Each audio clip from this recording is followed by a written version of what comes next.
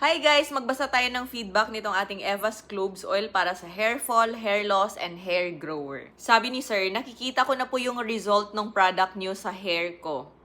Minsan 4 times a week ginagawa ko ma'am. May tumutubo na po sa unahan ko at napapansin ng brother ko parang kumakapal na daw yung hair ko. Grabe yung product nyo, sobrang legit. Unlike sa ibang brand, matagal ang result. Thank you po at nakita ko yung product nyo sobrang legit. Ayan. Ito naman sabi ni ma'am, isang buyer, the best yung cloves oil mo ma'am. Hindi na ako nag-hair fall. Yung ating pag-hair fall guys, normal lang siya na merong mga kakaunting hair fall daily kasi hindi naman talaga na-zero ang hair fall po. Kasi normal lang na may mga natatanggal sa buhok and may mga tumutubo na bago. Ang hindi normal ay yung grabe talaga yung paglagas ng hair tapos halos walang mga bagong replacement na mga baby hair. Ito naman from Shopee buyer, maganda siya ma'am. Noon dami ko nalalagas sa buhok. Ngayon isa, dalawa, tatlo na lang. Tapos ang daming tumutubo na baby hair.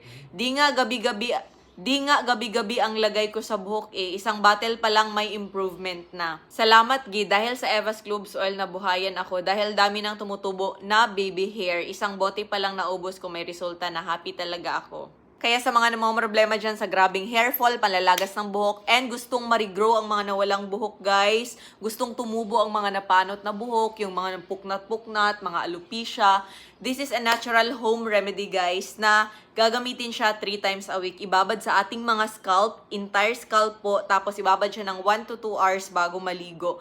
Again, hindi lang po yung area ng puknat or kung saan yung manipis na area ang lalagyan. Kasi yung iba guys, mabuti na lang nag-update sila sa akin. Ang nilalagyan lang pala nila ay yung puknat na area or yung, kunyari, dito yung manipis, dito lang din sila maglagay. So, hindi po ganun.